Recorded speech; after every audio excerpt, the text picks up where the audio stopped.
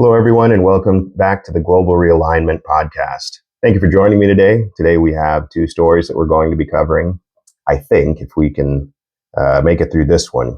But the first one is a domestic issue that's been unfolding in the state over the past couple of days. Been about a week, related to a Palestinian anti-war protester, Mahmoud Khalil, who was detained and faces potential deportation for allegedly expressing pro-Hamas views and for his participation in the protests that took place last year at Columbia University. The second story is just basically a brief update on what's going on with the Russo-Ukrainian situation and the recent negotiations that took place in Jeddah, Saudi Arabia, earlier this week between a Trump delegation and Ukrainian delegation related to a ceasefire and the Russian Federation's response to that ceasefire. So we'll hopefully get to that story. It's a pretty big story. If I don't cover it now, we'll just cover it tomorrow. We've got everything together for it. But I just wanted to briefly touch on this situation related to this protester, this pro-Palestinian protester that's been arrested. Crazy situation. Guess we could start out by saying that, last year, as many of you probably know or remember, there were tremendous amount of protests that took place across the country on college campuses. These protests were related to the situation, the ongoing war in between Israel and Hamas. And at Columbia University, where Mahmoud Khalil attended, he led or was the spokesperson for one of these groups that were participating in these protests. He was an organizer for one of these groups. He is a green card holder, so he's a legal resident and he's married to an American citizen. He's been accused by the Trump administration of supporting Hamas. I don't know what that means, and there hasn't been any evidence that's been presented to the American people that would lead us to draw the conclusion that he was, directly or I guess indirectly supporting Hamas. So that could be defined in many ways. And so we'll see what the outcome is there, or if we're ever presented any evidence that he was, supporting Hamas. And it could have been somebody within the group that he was with. And that would basically present a justification for potentially deporting him. If he was in a group and he knew that persons in the group were, directly supporting Hamas. But we'll see. Many support this initiative. I don't support it, but many support this initiative, particularly on the right wing, because they equate this individual with the anti-American shit-libs that were tearing up the streets in 2020 in the name of George Floyd and rioting, and some of them were peacefully protesting. So they equate somebody like Mahmoud Khalil to that group of people, like Antifa, BLM. And problem is they're probably not wrong, right? He probably does hold many of the views that those various groups do hold as well. I don't really care about his views, honestly. For me, you can have those views if you want to, if they're anti-American or whatever, have your views, debate them, in all of these different things, talk to people who disagree. My problem is that when it goes into violence, right? And then, of course, when it crosses the line of violence, and of course, when it comes to these arguments about free speech, that's kind of the messy area, right? Because what is speech that incites violence, right? So that's the question. And many of these people, again, they see him as anti-American. They say, so let him go, right? And like I said, I don't agree with that. I think that there are other ways to handle individuals that come into our country that I, and now that and I think about it honestly, and I do pontificate on this show, so forgive me. I'm not always scripted, but the thing that I would say is that if you have people that come into the country and they, get to the place where they get a green card, they go to school, they get a green card, etc., and they have these views. Again, that's their, they have a right to their positions, right? Of course, what we're talking about is the idea of him allegedly supporting a terrorist organization, which obviously that would cross a line. But the idea that a lot of people that are on Trump's side, they're Trump supporters or Republicans, this idea that these people come into the country, they don't support our values and stuff like that. I think there's a way to rectify that, and that would be, improving on our improving on our immigration system from a legislative point of view. But if they're doing the right things, if they're law-abiding citizens and they just have these anti-American feelings or whatever, then I don't have a problem with that. So I would argue that, honestly, this is a large distraction, right? It's a way of Trump distracting from the fact that the mass deportations aren't happening the way he promised. And right, it is still early on, right? But I do think that this is kind of like red meat, right? That he's throwing his base. It's like the shiny keys. He's saying, well, I'm deporting people who are anti-American. And like I said, I think in a way, he's using this as a distraction from the fact that the mass deportations aren't what we expected. They aren't happening the way that Trump expected. First 2 weeks, the numbers were dismal of deportations, using military airliners to remove people from our country proved too expensive, so they stopped doing that. ICE was giving daily totals of deportations, and they stopped doing that weeks ago because of the numbers and how small they were. And so there have been several snags since Trump has gotten into office related to the mass deportation initiative, right? And so in a way, I think that this is kind of a little distraction from that, right? Because he could say, well, I'm still getting people out of the country, and these are anti-American people, right? These were the people that are on campuses, tearing up campuses and creating a ruckus. These are the liberals on the campuses that I'm getting out, right? They're anti-American. And the truth is that, like I said, I think it's just a distraction. And honestly, the only reason that this particular thing is taking place, along with the idea of withholding funds from any of these institutions, isn't necessarily to improve the institution or make them pro-American.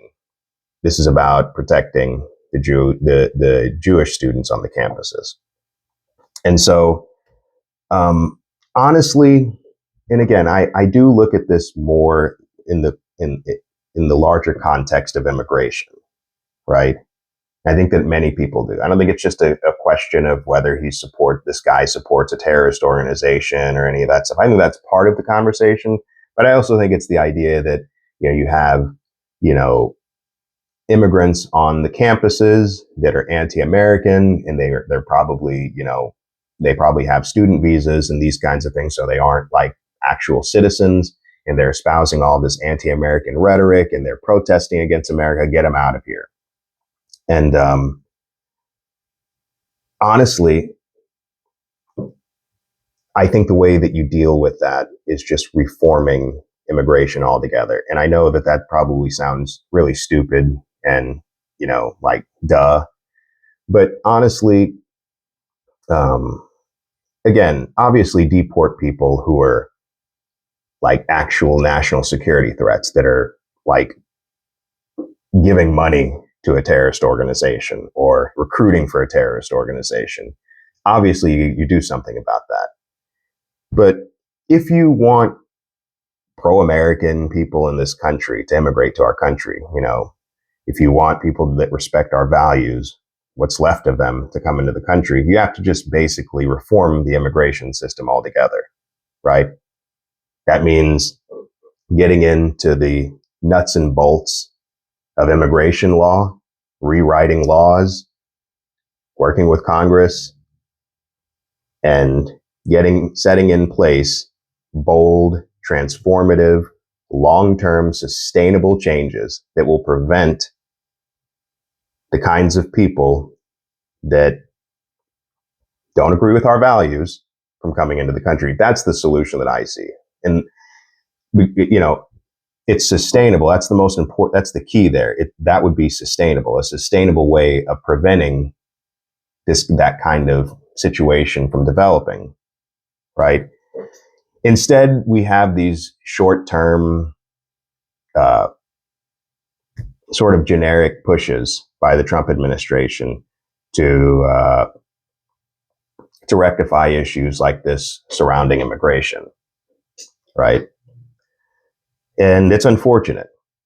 I think that because of the kind of initiative that Trump has, he's got an opportunity to do something monumental with immigration. Not just deportations, not just a wall, not just deporting people who are anti-American and allegedly pro-terrorist, but genuinely reshaping and reforming in a bold, sustainable, long-term way our entire immigration system, right? But I know he's got 4 years, and that's probably impossible. But taking the time to try would be something that would be admirable for sure. Because honestly, we can see how easily initiatives like Trump's can be dismantled because a lot of them are short-term tactical changes that he's making. So, the next administration can obviously, dismantle much of what he puts into place right now and when it comes to immigration. So a lot of this stuff, in my estimation, needs to, come from Congress in the form of legislation if we want to see true sustainable changes when it comes to our system of immigration. So, like I said, many of you may disagree, and you might think that, this issue about Mahmoud Khalil doesn't hinge within the larger immigration debate, but I just see it. That's how I see it. I do see it that way. And yesterday there was a protest at Trump Tower related to this situation. And I'm just going to kind of close out by reading an article that they published about the protest at Trump Tower yesterday. Tensions over pro-Palestinian student protests rose on Thursday when demonstrators flooded Trump Tower to demand the release of Mahmoud Khalil, and Columbia University sanctioned student, over the occupation of a campus building last spring. So, protest, Trump Tower, and I think there were over 100 people that went into the lobby of Trump Tower.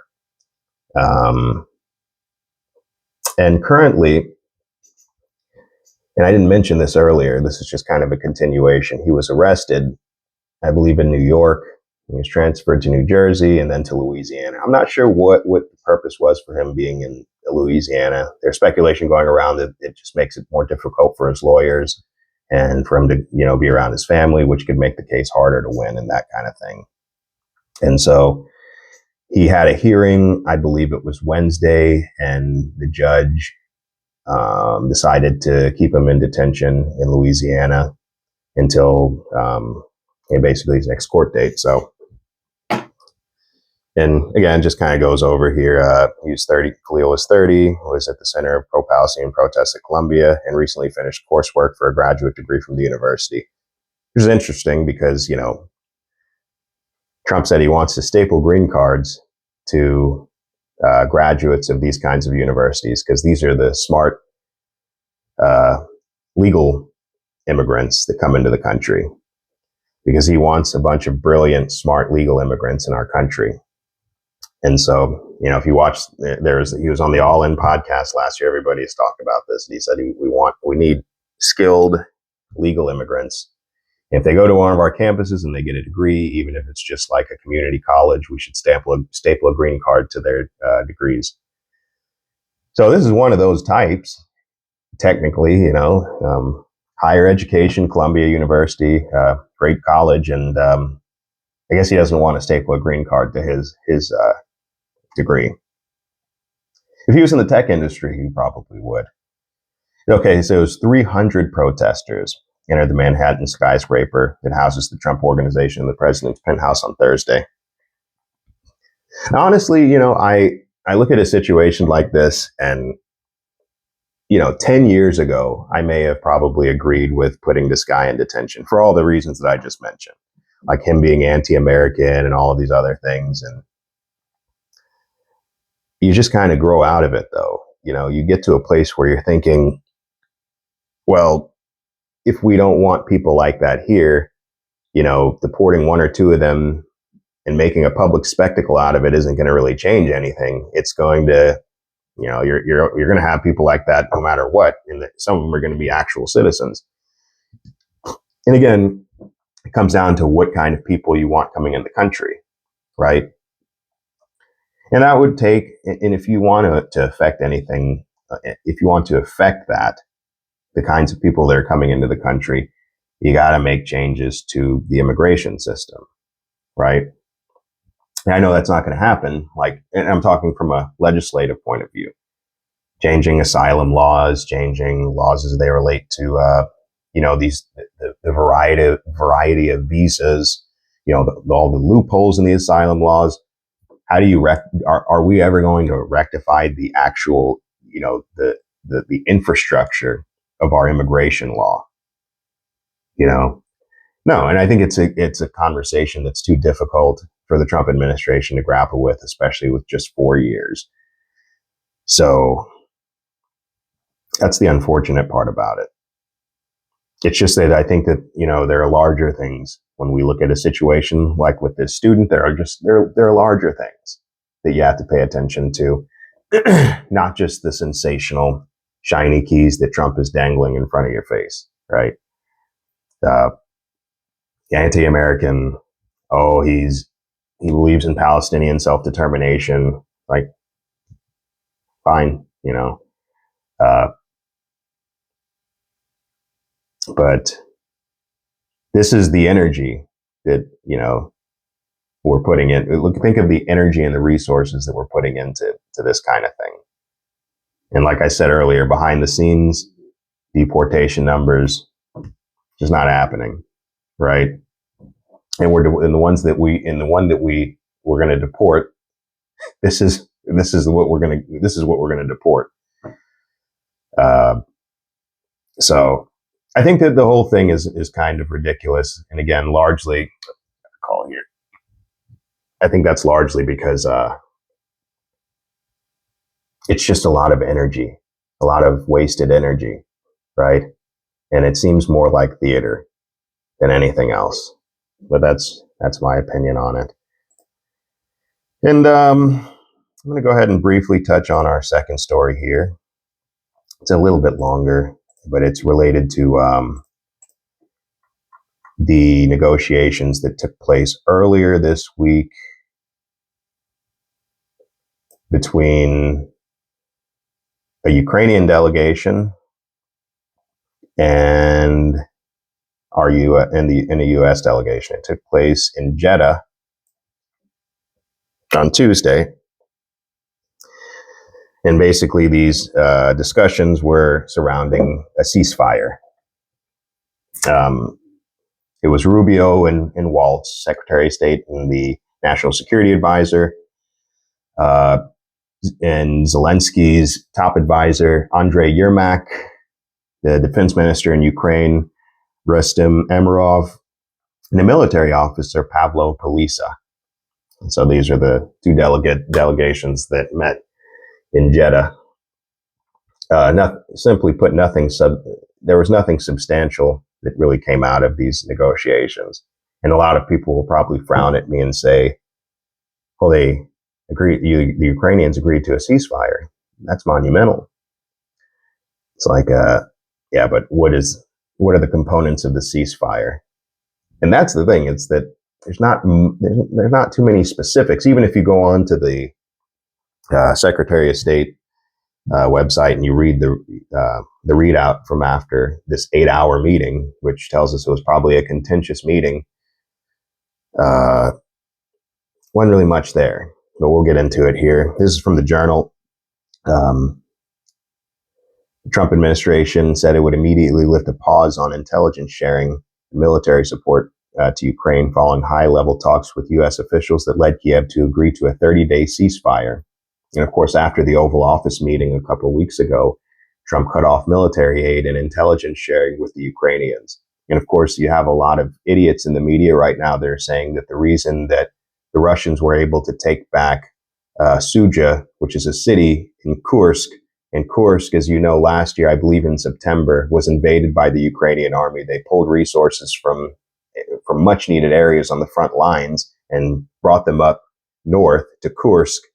And they got into Kursk, and they took this strategic town that they were using as a logistics hub, Suja. And just about 2 days ago, I believe, the Russians took back Suja. Kursk and Suja, these were supposed to be negotiating chips for Zelensky in his mind. And so they're saying that the Western media is saying, well, the reason that the Russians were able to take back Suja was because that we cut off the intelligence sharing with them. It's not true. They were going to take back Suja before Trump even did that. There were movements in the Kursk direction weeks before Trump cut off the military aid. And honestly, from what I've read, I don't even think that he completely cut off their intelligence sharing. Right? There are third parties that operate in Ukraine. They get information from us, and so, like the European countries. And so, you have to be very careful when you believe that intelligence sharing was cut off. And I'm sorry, but a couple of days worth. He says, "I'm suspending military aid." What does that mean? Stuff in the pipeline, or is that still going to get there? That kind of thing. So, a lot of gaslighting. The ceasefire plan, which is contingent on Russian acceptance, envisions opening negotiations between Kiev and Moscow on halting the war, according to a U.S.-Ukraine joint statement issued Tuesday. Marco Rubio says, "Today we made an offer that the Ukrainians have accepted, which is to enter into a ceasefire and into immediate negotiations to end this conflict in a way that's enduring and sustainable and accounts for their interests, their security," which is, of course, the contentious issue, "and their ability to prosper as a nation." He added, "We will take this offer now to the Russians, and we hope that they will say yes to the peace. The ball is now in their court." Marco just wants them to say yes. The Tuesday meeting was the first high-level discussion between the U.S. and Ukrainian officials since the Oval Office meeting. Ukraine earlier had proposed a partial ceasefire that would have halted long-range air and drone strikes, military attacks in the Black Sea. But Kiev agreed to the U.S. proposal for a comprehensive truce, not only regarding missiles, drones, and bombs, not only in the Black Sea, but also along the entire front line. So again, what's there, right? The initiative, the Russians have the initiative right now, right? And so when Rubio says that the ball is in their court, they also hold all the cards, right? Just because of the way the battlefield is, right? A lot of this stuff is going to be determined by developments on the battlefield over the course of the next couple of months. And as I'm about to get into here in a moment, there are going to be considerations that the U.S. and the Ukrainians are going to have to take in, whether they like it or not, from the Russian side. There are going to be stipulations, right? Just like I'm sure there are stipulations as it relates to Ukraine agreeing to this deal that the Americans put forward. The Russians are going to have these requirements that we're about to get into in a moment, and the Ukrainians are going to disagree with every one of them, and that's going to sink the negotiations. And the Western media is going to present that to us, and they're going to say, well, the Russians were asking for too much, so they sunk the negotiations. Mark my words. During the 30 days of the truce, the U.S. and Ukraine should work toward a framework for security guarantees, he said. Right? And keep in mind, the weapons and the aid will be flowing through this 30-day period.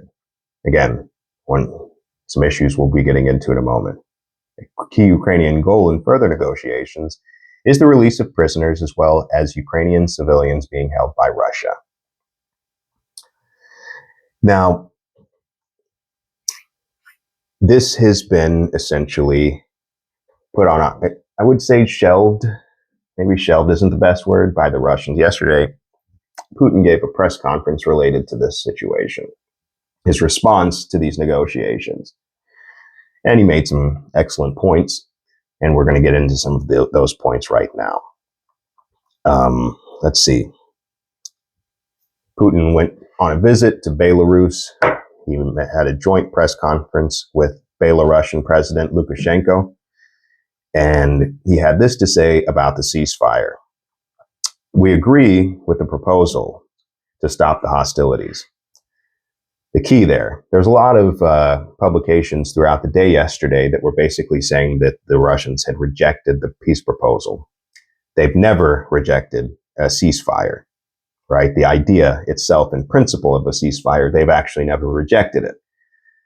But there were always going to be stipulations when it comes to a ceasefire, no matter how you look at it, right? And this is basically, what Putin is saying.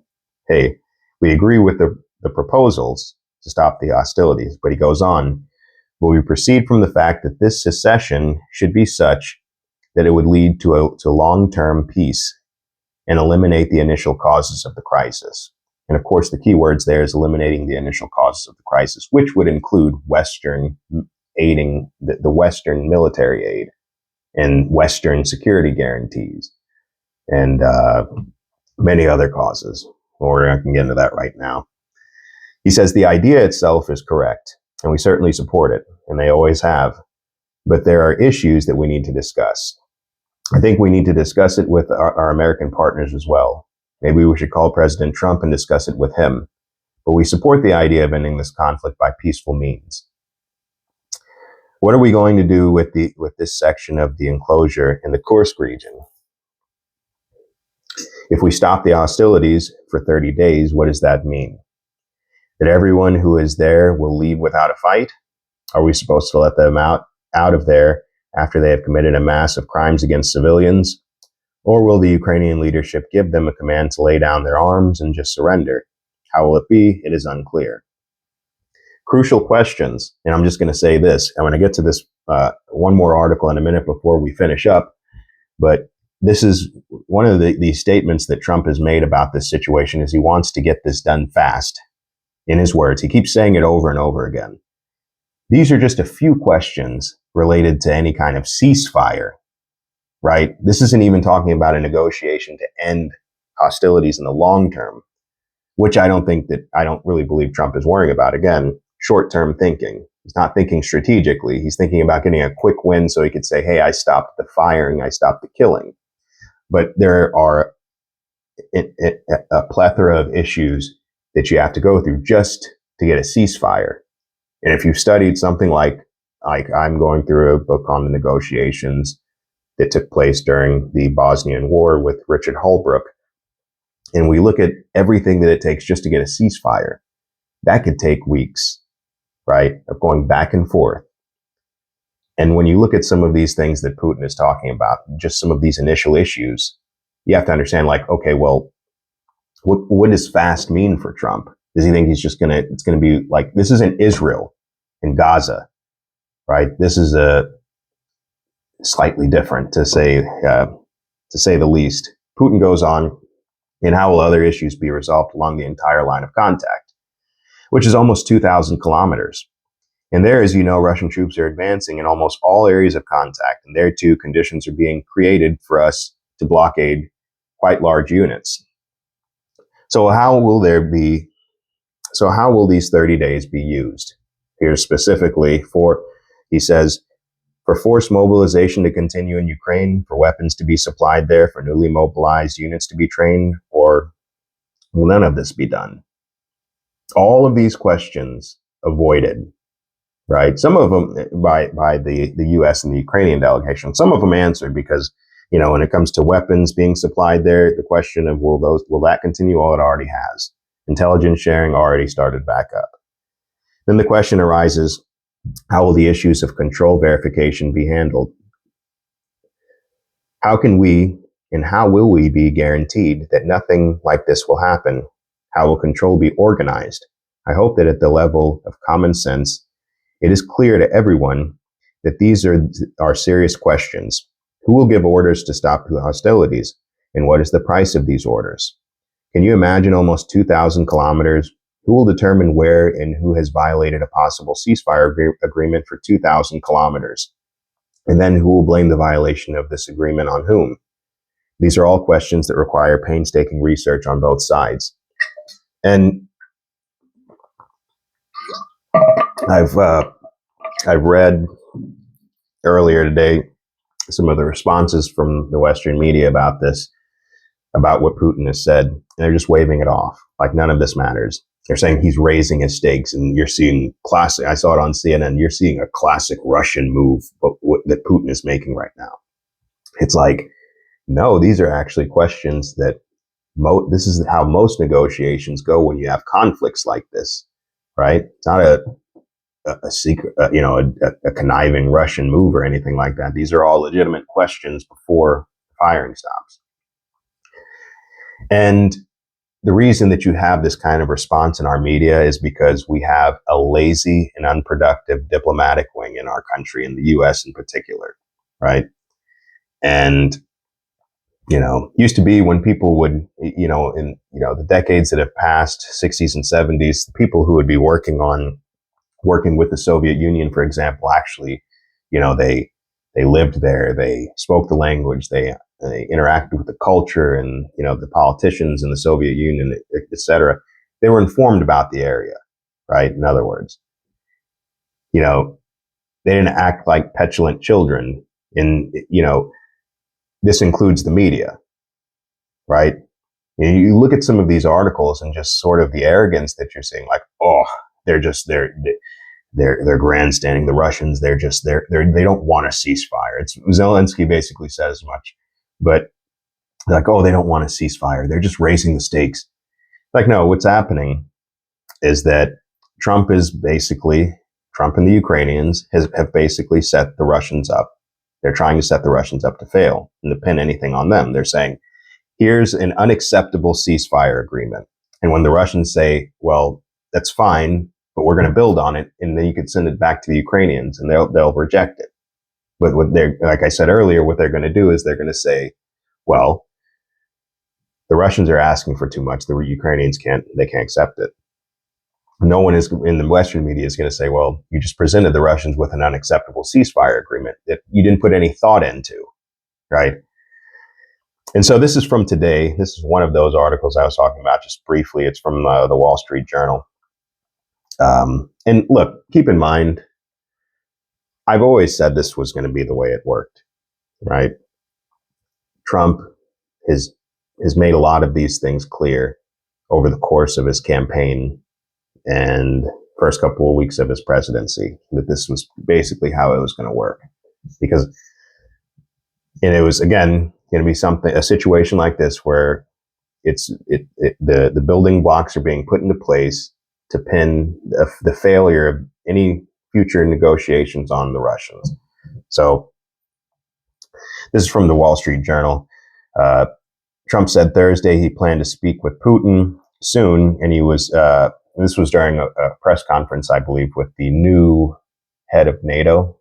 I don't think I got his name, but this was in the Oval Office.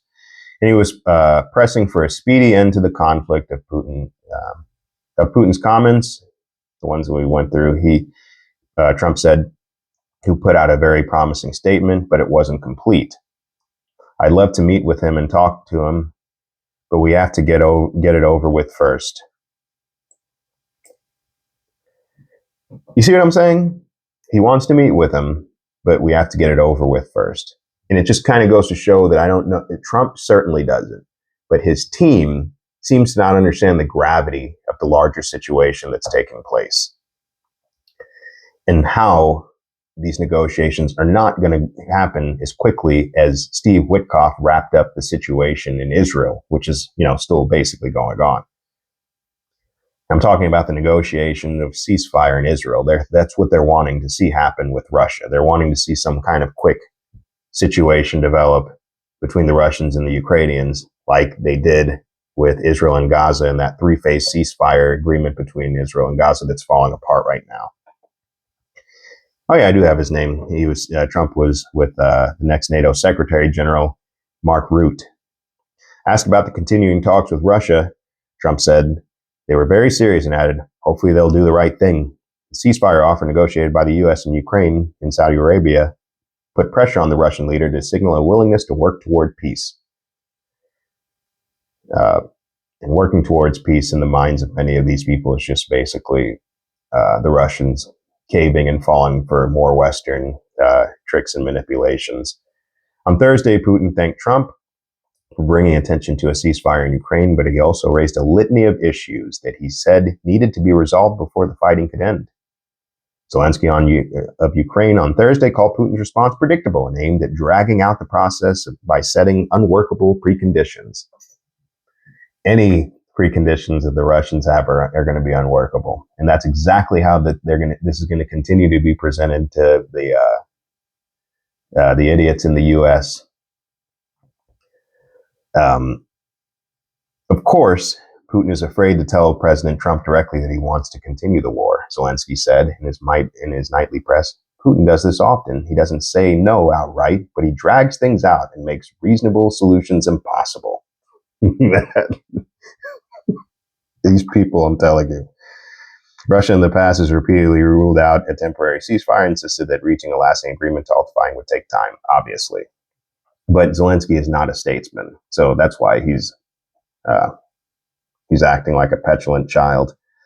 Russia justified its invasion that year as a defense against NATO expansion. In that document, envisions a post-war Ukraine that is disarmed and permanently neutral. They're talking about the Istanbul Accords. So we're going to see it's continuing to develop. Witkoff is in Russia right now. I think he's supposed to meet with Putin today. And,